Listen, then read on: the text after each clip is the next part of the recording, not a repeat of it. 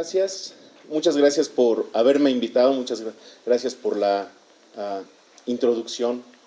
Y en este coloquio de fronteras de la ciencia, yo lo que quisiera es hablar un poco de lo que son los sistemas complejos. De hecho, esa era la charla original que me habían propuesto, porque yo he trabajado con sistemas complejos desde que terminé la licenciatura hasta la fecha.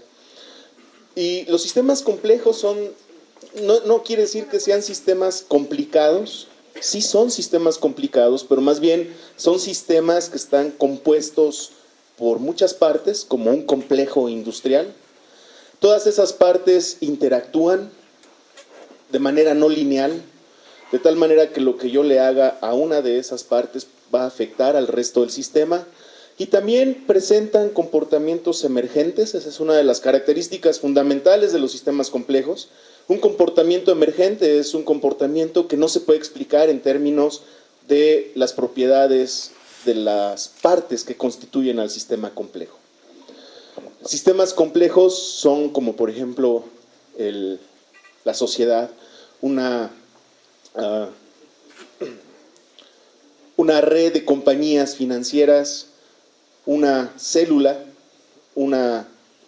el cerebro es el sistema complejo más complicado que conocemos, que está formado por muchísimas neuronas y presumiblemente sabemos muy bien cómo funciona cada neurona, al menos los principios básicos del funcionamiento de cada neurona los conocemos bien. Es una célula que transmite corrientes, que tiene potenciales eléctricos.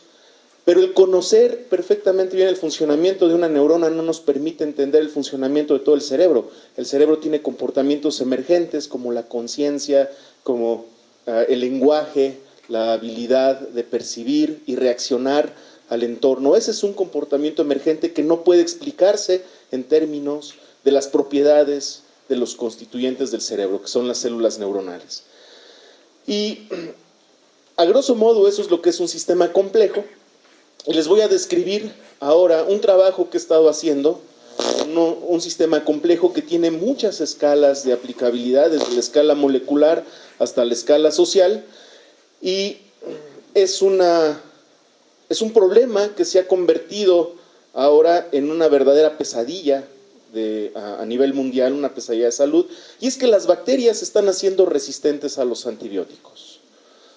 Desde hace algunos años, vamos a ver ahorita, las bacterias han estado, las que solíamos matar con penicilina, tetraciclina, en fin, ahora ya no las podemos matar, se han estado haciendo resistentes y hasta la fecha tenemos unos bichos que no podemos matar con nada y que están produciendo unas infecciones terribles. Ese es un sistema complejo que va desde la parte molecular, de cómo la bacteria se va haciendo resistente a los antibióticos, hasta la parte social, que es el caos de salud, tanto económico como en cuestiones del desarrollo social, se está viendo afectado. Bueno, entonces es un trabajo que he estado haciendo en colaboración con algunos colegas, tanto del Instituto de Ciencias Físicas como de la Universidad de Harvard. Y aquí esta caricatura presenta el problema que les acabo de mencionar. Las bacterias están haciendo resistentes a los antibióticos. Y los médicos dicen, algunos médicos dicen que es porque nosotros no los estamos utilizando bien, nos estamos sobremedicando o no se están prescribiendo bien los antibióticos. Y una de las razones, gracias. Sí. Una de las razones, por ejemplo, es que los médicos tampoco están prescribiendo bien los antibióticos. Estas son estadísticas que se han hecho en Estados Unidos. Y les muestro aquí una gráfica de la cantidad de recetas innecesarias. La cantidad de veces que los médicos recetan antibióticos sin que sea necesario. Y, por ejemplo, para una infección de oído, resulta que el 30%, más o menos 23 millones de recetas al año, de las cuales el 30% son innecesarias. Para un resfriado común, el 100% de las recetas con antibióticos son innecesarias. ¿Por qué? Porque el resfriado lo produce un virus y los antibióticos a los virus no les hacen nada, son las bacterias. De los 16 millones de recetas que se dan de antibióticos para el bronquitis, resulta que el 80% son innecesarias. Para las anginas, la amigdalitis, el 50% de las recetas son innecesarias. Para la sinusitis también el 50% son innecesarias. ¿Y por qué recetan los médicos antibióticos de manera innecesaria? Bueno, pues va la mamá con el niño al doctor y para que la mamá se sienta más contenta de que pues valió la pena haber ido al médico y que el médico realmente está haciendo algo por el niño, pues le recetan antibióticos, ¿no? Y muchas veces los médicos dicen que son antibióticos que previenen una posible enfermedad. Bueno, pues ahora en el sector salud se está restringiendo demasiado el uso de los antibióticos porque dicen que esto está generando bacterias que son resistentes. Vamos a ver que no necesariamente ese es el caso.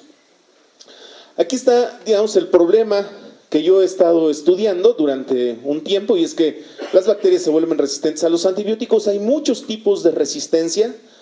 Desde el punto de vista molecular, hay una gran variedad de mecanismos que las bacterias han descubierto para defenderse de los antibióticos. Yo he estado en particular trabajando en casos en donde la resistencia no es específica, es decir, la bacteria es resistente a una gran variedad de antibióticos. La resistencia se adquiere gradualmente, es decir, no es que de la noche a la mañana las bacterias se volvieron resistentes, sino poco a poco lo van haciendo. Y en muchos casos, y esto es lo más sorprendente de la historia que les voy a contar, es que esa resistencia es reversible. Es decir, bacterias que ya se habían vuelto resistentes a los antibióticos, de repente dejan de serlo. Si nosotros pudiéramos ver a escala microscópica, veríamos que todo el mundo está lleno de bacterias, y en particular nuestro cuerpo. Estamos inundados de bacterias. Resulta que tenemos más células bacterianas cargando en nuestro cuerpo, en nuestra flora intestinal, en nuestra piel, en nuestra nariz. Hay más células bacterianas que células de nuestro propio cuerpo. Son las eucariontes. La relación es como 10:1, es decir, por cada una de las células de nuestro cuerpo andamos cargando 10 células bacterianas. Y en términos de genes, las bacterias andamos cargando como 100 veces más genes de bacterias que genes de nosotros mismos. Y, por ejemplo, tenemos aquí la típica bacteria que siempre andamos cargando en el estómago, Escherichia coli. Bueno, resulta que hay una variedad de esta bacteria que produce 65,000 infecciones al año y es resistente a estos antibióticos, a las fluoroquinolonas como la ciprofloxacina, el ácido nalidíxico, la ofloxacina. Típicamente esta bacteria no nos hace nada, está en el estómago y mientras la tengamos en el estómago no pasa nada, pero hay una cepa que es infecciosa y es resistente a los antibióticos. Hay otra bacteria que también andamos cargando, la Pseudomonas aeruginosa. Esta produce 28,000 infecciones al año, es decir, me refiero a la cepa que ya es resistente y es resistente también a las fluoroquinolonas. Luego, tenemos Klebsiella pneumoniae, típicamente vive en nuestra boca, ahí la encontramos, y produce 11,000 infecciones al año y es resistente a los antibióticos de último recurso como los carbapenemos. Es decir, cuando todo falla, se utilizan estos antibióticos, bueno, pues ya resulta que hay una bacteria que traemos en la boca que es resistente a esos antibióticos. A ver, no quiero decir que las bacterias que traemos en la boca son resistentes, sino hay una variedad de esas bacterias que es resistente a los antibióticos. Este es uno de los monstruos de la historia, Staphylococcus aureus. Produce del orden de 102,000 infecciones al año, más o menos 30,000 personas de estas 100,000 infectadas mueren.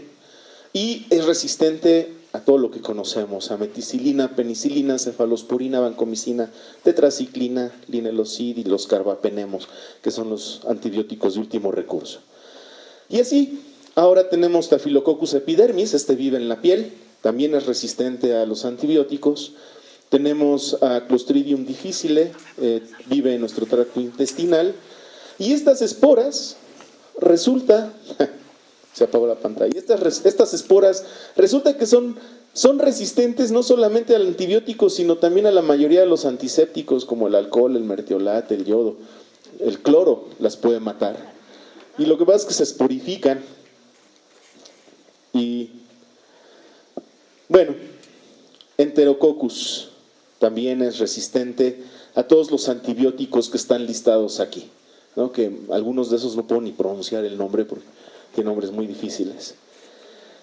Ahora, andamos cargando estas bacterias y estas bacterias, mientras estén en donde ya tienen su nicho, mientras estén en la piel o mientras estén en nuestra nariz, no pasa nada. Pero cuando de repente alguna de estas bacterias se nos mete al torrente sanguíneo a través de una herida, es cuando empiezan a causar infecciones. Y si resulta que una de esas bacterias además es resistente a los antibióticos, entonces no hay nada con lo cual podamos combatir esa infección. Ustedes pueden buscar en internet infecciones, por ejemplo, causadas por Staphylococcus aureus o por Clostridium difficile.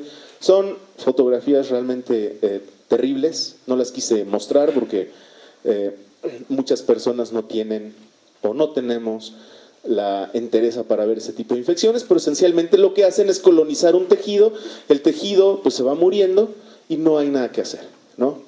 El médico lo único que puede hacer es ir limpiando las partes del tejido muerto, pero no se les puede atacar. Se meten al torrente sanguíneo y si nuestro sistema inmune es un sistema inmune que está sano, entonces va a combatir a la infección. Pero si el sistema inmune no está sano, es cuando las bacterias pueden empezar a colonizar. El sistema inmune es un conjunto de células especializadas que se forman desde que nacemos hasta que tenemos más o menos la adolescencia, a los 15 años, se están especializando en reconocer qué células pertenecen a nuestro cuerpo y qué células no pertenecen a nuestro cuerpo. Durante toda nuestra infancia el sistema inmune se está entrenando para reconocer lo que pertenece a nosotros y lo que no pertenece a nosotros. Y entonces cuando una célula externa, una bacteria entra, el sistema inmune inmediatamente la reconoce como un cuerpo extraño y lo ataca. Y eso de que lo ataca realmente es cierto. Miren, aquí hay un macrófago, esta es una célula de las de nuestro sistema inmune, y aquí hay una célula y ustedes ven que el macrófago no es que esté ahí nada más esperando a ver si de casualidad se encuentra con la célula que está infectando, sino realmente extiende su brazo para alcanzarla y comérsela. Aquí tenemos un video de un neutrófilo, es una célula del sistema inmune que va persiguiendo una bacteria. Es decir, el sistema inmune realmente hace su trabajo. O sea, no es que nada más esté ahí la célula esperando a ver si alguien pasa, sino realmente la anda persiguiendo, la detecta como algo que es extraño a nuestro cuerpo y se la come. ¿Ok? Esto es lo que típicamente hace un sistema inmune que está sano. Cuando el sistema inmune no está sano, cuando está débil, entonces no puede lidiar contra las infecciones bacterianas y esas infecciones bacterianas entonces empiezan a colonizar alguno de los tejidos de nuestro cuerpo y si no estamos sanos, pues van a ganarle al sistema inmune. Pero precisamente para eso se diseñaron ya los antibióticos. Los antibióticos nos ayudan, le ayudan a nuestro sistema inmune a combatir las infecciones bacterianas. Y aquí déjenme platicarles un poquito la historia de cómo se han ido desarrollando los antibióticos y cómo han ido apareciendo las cepas que son resistentes. Miren, en 1928 Alexander Fleming descubre la penicilina y él cree que con el descubrimiento de la penicilina ya se ganó la guerra contra las infecciones bacterianas. No sabía muy bien lo que era la penicilina, no sabía muy bien cómo actuaba, cuál era la estructura molecular, pero sí sabía que podía atacar infecciones bacterianas. Y el primer uso terapéutico de la penicilina se da en 1941 y en 1942 se produce de forma masiva la penicilina, sobre todo para tratar a los soldados que estaban en la Segunda Guerra Mundial con heridas y con infecciones. Entonces, el primer tratamiento terapéutico de la penicilina es en el 41 y por ahí el 42, 43 ya empieza la producción masiva. Bueno, ya en 1940, es decir, antes del primer uso terapéutico de la penicilina, ya se observaban algunas bacterias, Escherichia coli, que producían una enzima que degradaba la penicilina, la penicilinasa o la beta-lactamasa. Es una molécula que destruye la penicilina y que le permite a la bacteria defenderse.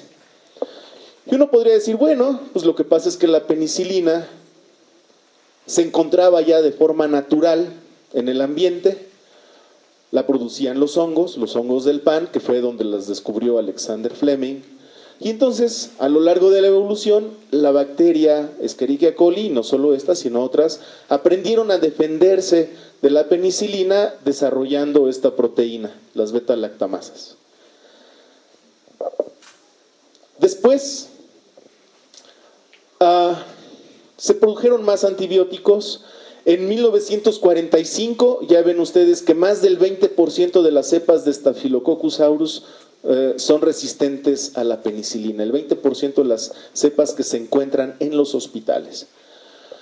En 1947, la FDA, que es la organización en Estados Unidos que es la que aprueba los medicamentos y mucho de la comida que sale al mercado, en 1947 la FDA aprueba la streptomicina, es un nuevo antibiótico, y en 1947 y en 1949 Mycobacterium tuberculosis ya es resistente a la streptomicina, se encuentran cepas resistentes a ese antibiótico. Luego en el 53 la FDA aprueba la tetraciclina, estos ya son antibióticos de diseño, y en el 56 Escherichia coli y Salmonella son resistentes a la tetraciclina. Y así sucesivamente, cada que se aprueba un nuevo antibiótico, rápidamente, 1 o 2 años después, aparecen ya cepas bacterianas resistentes a esos antibióticos. Y estamos hablando de cefalotina, de gentamicina, meticilina, que esos ya no son antibióticos que se encuentran naturalmente. Ahora, esos son antibióticos de diseño, elaborados en laboratorios químicos, producto de años de investigación, se elabora un nuevo antibiótico como la cefotaxina en 1980 y en el 84 Streptococcus pneumoniae ya es resistente a la cefotaxina. Entonces muy rápidamente las bacterias van adquiriendo la resistencia que les permite sobrevivir a los antibióticos. Y bueno, así sucesivamente, así sigue hasta que terminamos, como les digo, con S. aureus, que es resistente esencialmente a todos los antibióticos que se conocen, ¿no? No solamente eso, sino que el 70% de las cepas de S. aureus que se encuentran en los hospitales son resistentes a todos los antibióticos. No hay nada que conozcamos, ningún antibiótico que conozcamos que pueda matar a esta bacteria. Ahora, no quiere decir que sean indestructibles. Claro que en una caja de Petri la podemos matar, pero a lo que me refiero es que una vez que están adentro del cuerpo, ya no las podemos matar porque lo que mata a las bacterias también nos mata a nosotros. Los antibióticos que antes funcionaban, ahora ya no están funcionando y esto, bueno, ha generado un problema. Vean ustedes cómo los mecanismos moleculares, genéticos o lo que ustedes quieran que están haciendo que las bacterias se vuelvan resistentes a los antibióticos, se convierte ahora en un problema de salud de los individuos y también un problema de salud de la sociedad. Aquí vemos en esta gráfica el número de variedades diferentes de Staphylococcus aureus, de Enterococcus y de, ya no me acuerdo, y de Pneumococcus, son las variedades resistentes a los antibióticos, como función del tiempo. Vemos que en 1980 hay muy pocas variedades resistentes a los antibióticos y conforme va aumentando, conforme va pasando el tiempo, el número de variedades resistentes va creciendo. De tal manera que ahora, por ejemplo, cerca del 60 o el 70% de las variedades de Staphylococcus aureus que se encuentran en los hospitales son resistentes a los antibióticos, el 30% de Enterococcus y son resistentes a los antibióticos, ¿no? Las cepas resistentes van aumentando, así, mientras que la producción de nuevos antibióticos va disminuyendo. Esta gráfica también muestra una cosa muy triste, una realidad, y es que es el número de nuevos antibióticos que van saliendo cada año, y ustedes ven que en lugar de ir aumentando, a la par que las cepas de resistentes, va disminuyendo, ¿no? Y ahorita vamos a explicar por qué. Resulta que estos son estadísticas en Estados Unidos. Casi 45,000 personas mueren cada año debido a infecciones de bacterias que son resistentes a antibióticos, y en particular el Staphylococcus aureus causa 102,000 infecciones al año, de las cuales 20,000 mueren. Y esto es más que el número de muertos por VIH, ¿no? Entonces es un problema de esa magnitud. ¿Por qué van los antibióticos, los nuevos antibióticos, por qué van decreciendo? Porque desde el punto de vista económico no conviene hacer antibióticos. Si ustedes fueran la compañía farmacéutica, un nuevo antibiótico tarda en promedio 10 años en diseñarse. Se invierte demasiado dinero en investigadores, en químicos, en estudiantes de doctorado, en postdocs. Se invierte mucho dinero en desarrollar estos antibióticos. ¿Para qué? Para que cuando finalmente es aprobado por la FDA, sale al mercado, las instituciones médicas restringen su uso. No se puede vender libremente, está muy restringido. Y además, en un par de años, se vuelve inútil, porque va a haber una cepa de alguna bacteria que se va a volver resistente a ese antibiótico. Entonces piénsenlo, no es negocio hacer antibióticos, cuesta mucho dinero y no se venden. Para las compañías farmacéuticas es mucho más redituable hacer antidepresivos o hacer aspirinas o hacer de estas pastillas para la hipertensión, que son medicina que la gente tiene que tomar por muchos años, ¿no? Y todo mundo en algún momento empieza a tomar este tipo de pastillas, ¿no? Aspirinas, pero antibióticos no, antibióticos está súper restringido, nadie los quiere recetar y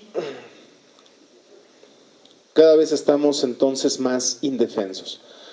Ahora, eso no quiere decir que los antibióticos no se usen, se utilizan muchísimo los antibióticos, como vimos, de los que hay una gran cantidad de antibióticos que se recetan de manera inútil. A lo que me refiero es que no se generan nuevos antibióticos, las bacterias están haciendo resistentes a los que ya existen y no hay investigación para generar nuevos. Pero aquí tenemos una idea de por qué no es tan cierto eso de que es nuestra culpa que las bacterias estén haciendo resistentes a los antibióticos por prescribirnos o autorrecetarnos o cosas por el estilo. Miren, aproximadamente se generan 200,000 toneladas de antibióticos cada año en el mundo. Esto es una cantidad de antibióticos enorme. Y de esas 200,000 toneladas, solamente para uso terapéutico, para tratar enfermedades, es el 20%. Enfermedades tanto en humanos como en animales. El otro 80% de los antibióticos, ¿en qué se utiliza? Se utiliza como promotores de crecimiento en animales. ¿Por qué? Se ha visto que si a los pollos, a las vacas, a los puercos se les inyectan antibióticos, crecen más grandes. Aunque no están enfermos de nada. Se les inyectan antibióticos y crecen más gorditos, más rositas, más bonitos. Entonces se les inyectan los antibióticos a los animales y además se les echan en la comida. Porque se absorbe mejor la comida, los hace crecer más sanos, más fuertes. Comida que está llena de antibióticos. Entonces el 80% de los antibióticos que se generan en el mundo ni siquiera son para los animales, para los humanos, son para los animales. Con todas las consecuencias que eso tiene, porque resulta que los animales no absorben al 100% los antibióticos que se comen. Por ejemplo, las vacas solamente procesan el 20% y el otro 80% lo excretan tal cual, así, ¿no? Las ovejas solamente el 60% lo aprovechan y el otro 40% lo echan por el excremento tal cual. Ahora, ese abono, pues ustedes saben que se utiliza como fertilizantes, ¿no? Ahora para abonar campos de riego, cultivo. Y no solamente, entonces estamos echando antibióticos al medio ambiente a través de los animales, a través de los desechos de los hospitales. Si ustedes se han preguntado alguna vez a dónde van los desechos de antibióticos de los hospitales, pues van al medio ambiente. A través de las fábricas que utilizan los antibióticos, a través de nosotros mismos, cuando ya las medicinas caducaron, ¿verdad? Vemos los antibióticos que ya caducaron en nuestro stock y los echamos a la basura. Entonces, como conclusión de esto, estamos llenando de antibióticos el planeta. Por todos lados. Hay un grupo en Harvard que dijo, bueno, pues para estudiar cómo es que las bacterias se van haciendo resistentes a los antibióticos, vamos a encontrar una cepa que no sea resistente, que nunca antes haya estado expuesta a los antibióticos, ¿no? Y entonces dijeron, bueno, pues ¿cuál? Vamos a rascarle aquí al jardín. No, pues resulta que en el jardín había antibióticos. Bueno, entonces vámonos un poquito más lejos, ¿no? Vamos al desierto. En el desierto hay antibióticos. Bueno, se fueron al Ártico. En el Ártico hay antibióticos. Todo el planeta está lleno de antibióticos. Y no solamente son de los antibióticos naturales, sino son de los antibióticos de tercera, de segunda o tercera generación, que andan por ahí, por todos lados en el planeta, incluso en los polos. Y entonces, ven ustedes que es un problema bastante grave, no necesariamente está relacionado con el hecho de que nosotros consumimos antibióticos sin receta. Hay toda una industria, una economía que está basada en el uso de los antibióticos y que está llenando al planeta. Y por supuesto, todas estas bacterias están en contacto con los antibióticos, están volviendo resistentes a ellos. Y entonces nosotros lo que hicimos fue concentrarnos en un problema interesante. Este es el grupo de Philippe Cluzel, su postdoc Kalin y un estudiante de doctorado de aquí de la UNAM, que estuvieron trabajando juntos. Voy a describir nada más ligeramente este experimento en los pocos minutos que me quedan.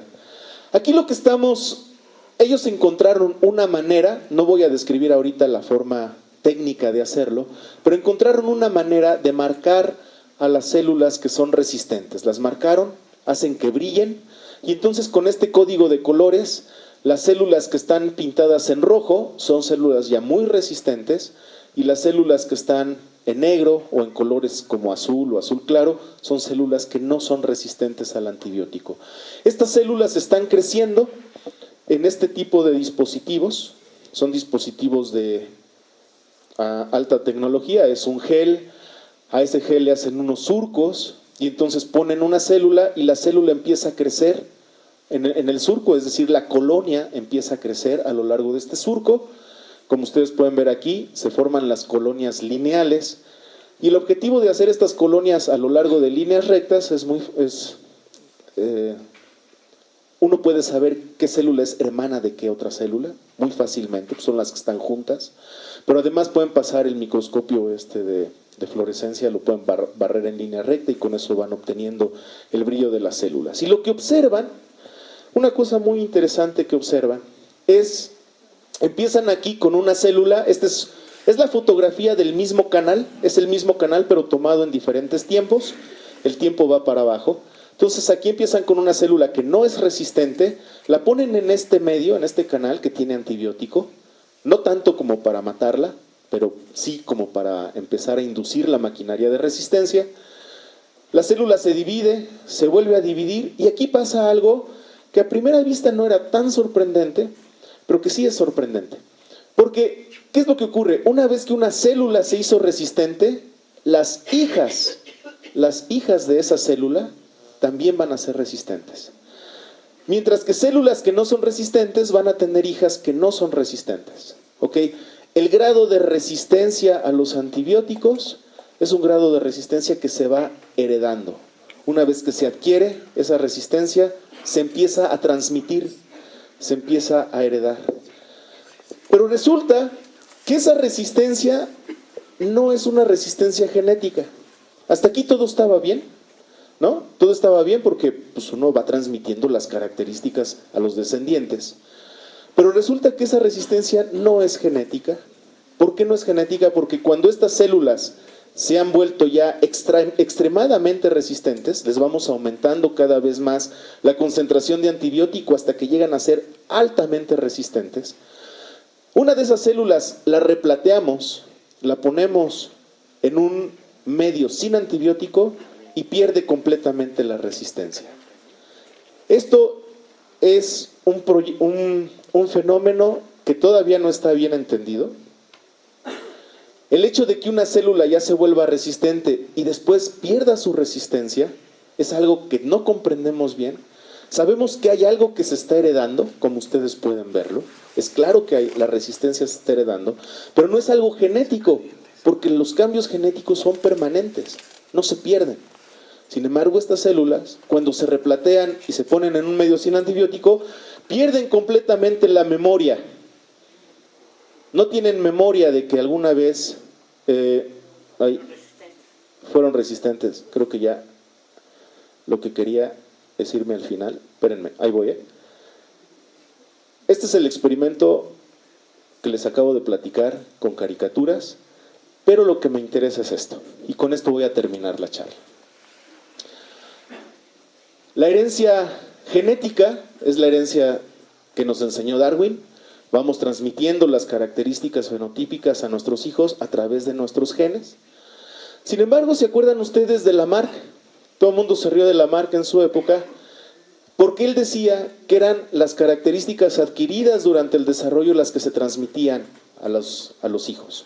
Es decir, si yo voy al gimnasio y me pongo bien ponchado, eso se lo voy a transmitir a mis hijos. Bueno, eso para los humanos no es cierto, no se aplica, ¿no? Y todo el mundo se rió de Lamarck y se olvidó la evolución lamarckiana. Sin embargo, en bacterias esto sí se aplica. ¿Por qué? Porque esa resistencia es algo que no es genético, es una característica que la adquirieron durante su desarrollo, como que fueron al gimnasio y se volvieron resistentes, y se la pueden heredar.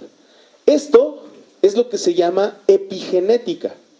Son características no genéticas adquiridas durante el desarrollo y que son heredables.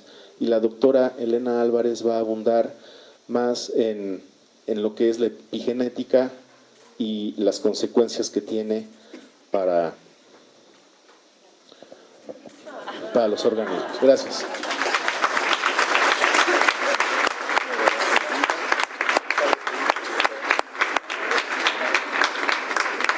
Muy bien, habría tiempo para un par de preguntas, por favor.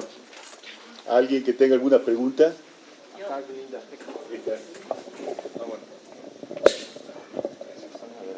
Hola, soy Glinda Irazoque de la Facultad de Química. Te felicito, me encantó tu plática. Gracias. Y la pregunta que te quiero hacer, está bien, ya descubrieron que es reversible. ¿Y qué sigue? Porque estamos llenos de bacterias, ¿de qué manera las van a hacer reversibles dentro? Pues, ¿no? Sí. Bueno, es que esa era la otra parte de mi plática que ya no pude dar. No, mira, lo que ocurre es, yo soy físico, ¿no? Y entonces ustedes se preguntarán, bueno, ¿y un físico qué tiene que hacer con bacterias y todo eso, no? Bueno, pues tenemos modelos matemáticos, tenemos una serie de... Queremos encontrar cuáles son los mecanismos moleculares de estos procesos. Y el trabajo que yo he estado así, yo jamás he tocado las cepas resistentes, eso lo hacía Kalin y Satoshi en el laboratorio. Yo solamente hacía modelos matemáticos. Pero esos modelos matemáticos de los procesos moleculares que están ahí nos están permitiendo entender cuáles son los mecanismos por los cuales la bacteria se vuelve resistente. Cuando entendamos esos mecanismos, muy probablemente los vamos a poder bloquear. ¿Claro? Entonces, pero eso, digamos, es una charla ya un poco más especializada y todo, pero de lo que queremos ahora es entender justo los mecanismos moleculares por los cuales se hacen resistentes tanto de forma permanente, porque hay muchas que ya no son reversibles, que si expones a la bacteria por un periodo muy, muy prolongado, resulta que ya no se hace reversible, ahora sí cambió permanentemente. Este es un mecanismo, digamos, que es el primero que entra al quite cuando la bacteria se expone por primera vez a los antibióticos.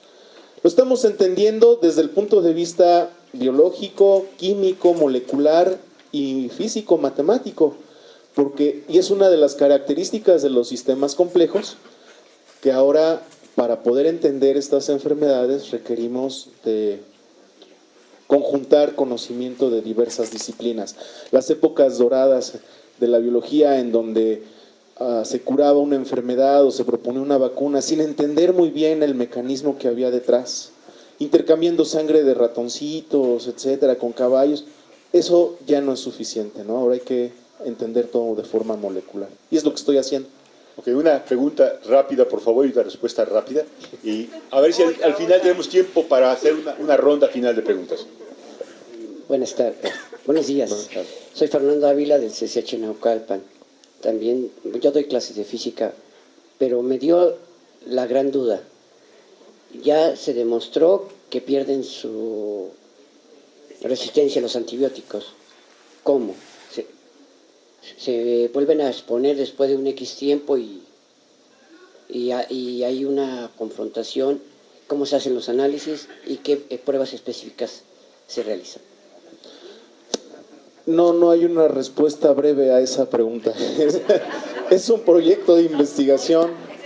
Es un proyecto de investigación largo. No puedo responder, podemos platicar al final. Solo quiero mencionar que hay un mecanismo molecular muy identificado. No quiero decir, y esto lo tengo que aclarar, no quiero decir que toda la resistencia es así. Hay resistencia que es permanente, hay muchos mecanismos de resistencia, hay bacterias, las bacterias han sido muy listas, han encontrado muchos mecanismos de resistencia. Este es uno solo, que es el primero que entra al quite, y lo que ocurre es que la bacteria, muy brevemente, tiene unos poros en la membrana. Esos poros típicamente están cerrados, pero cuando entra el antibiótico se abren y la bacteria empieza a vomitar. Literalmente es como si vomitara. Son estos poros, son estas bombas que están aquí, se abren y la bacteria empieza a vomitar. El antibiótico que le cayó mal es como cuando nosotros comemos algo que nos cae mal, ¿no? Lo vomitamos, pero no solo vomitamos lo que nos cae mal, también vomitamos lo que nos cayó bien y lo que nos nutre. Exactamente eso hace la bacteria. Y la reversibilidad tiene que ver con estos poros, cómo se cierran y cómo se abren. Y pues hay todo un conjunto de ecuaciones que describen eso y un mecanismo. Pero es todo no es una respuesta breve. Muy bien, muchas gracias a Maximino.